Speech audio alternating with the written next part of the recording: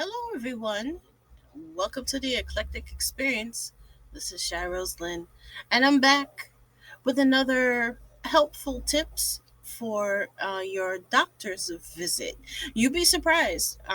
You're going to a doctor for the first time, or you're going to a specialist for the first time, and you're not sure what to do. Let me give you a little help.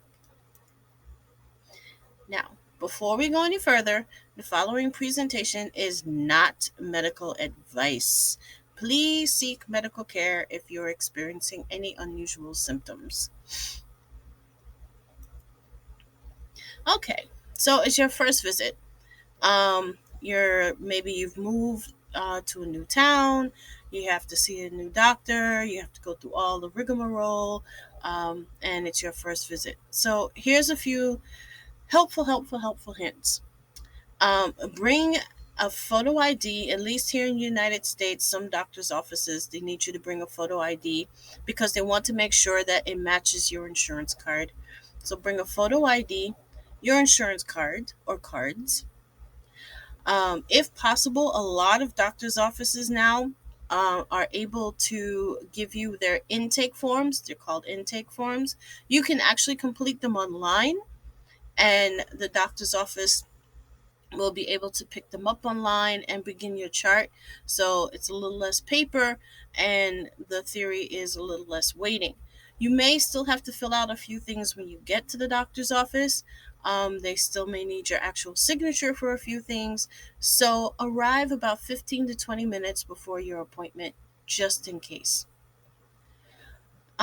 Your first visit, especially if it's with an internist or a family practitioner, you might need to do lab work. They may want you to give some blood samples and urine samples at the end of your visit or maybe at the beginning of the visit. So just be prepared for that. Um, if they want you to do lab work, sometimes they'll tell you to come back the next day or the day after because they want you to fast. They don't want you to have any breakfast before they take your blood. Sometimes with the urinalysis, they'll take your urine right then and there. So it depends, but just be prepared. Wear something with loose sleeves or a t-shirt. And believe it or not, if you can, take a bath, a bathe, or take a shower before your appointment.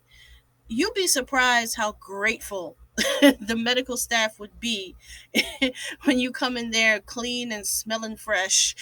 But of course, if your appointment is in the middle of the day or after work, obviously that's not possible. But if you can, take a bath, or take a shower, or at least wash your face and brush your teeth. Oh my goodness. So, you're in the doctor's office. You got the gown on, they're getting ready to do the exam.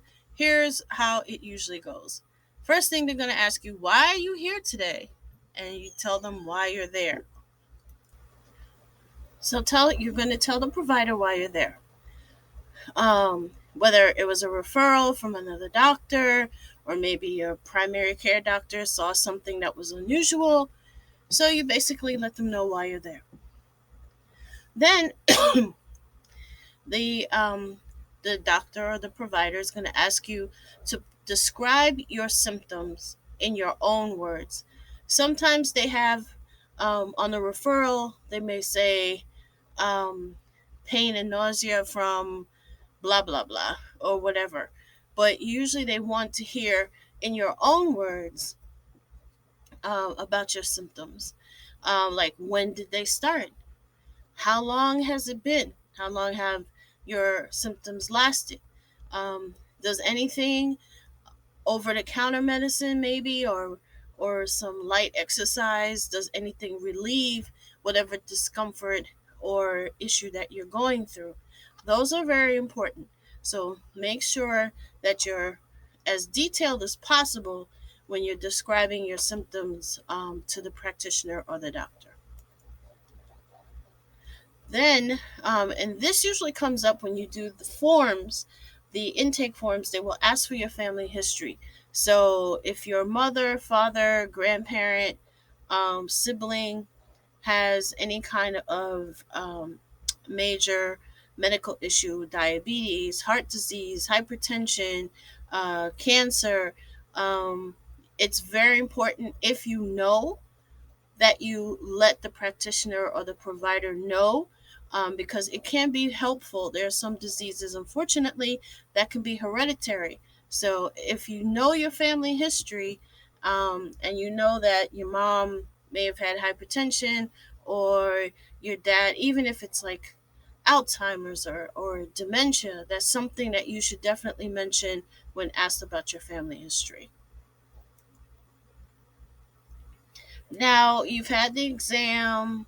Um, the doctor or the practitioner is probably going to make some suggestions. They might say, "Well, we think it's blah blah blah," or it might be such and such. But they may decide to give you further testing just to confirm, or to see if it might be something different. So that's where the blood work and the urinalysis comes in. And like I said at the beginning, they may ask you to come back the next day because they don't want you to have any breakfast when they take your blood and urine samples. Um, you might get sent for an MRI, which is a magnetic resonance imaging, a CT scan. They used to be called CAT scans. Now they're called CT scans, which is, well, I know this. The T stands for tomography. I'm trying to remember what the C stands for, but it's basically like a really fancy X-ray. X-rays, depending on what's going on, you might have to go to a specialist that does something like a colonoscopy or an endoscopy, where they need to check your gut. And then you might, if you're seeing a primary care or family doctor, they may give you a referral to an actual specialist, like a cardiologist, uh, gynecologist, oncologist, if they suspect, God forbid, cancer.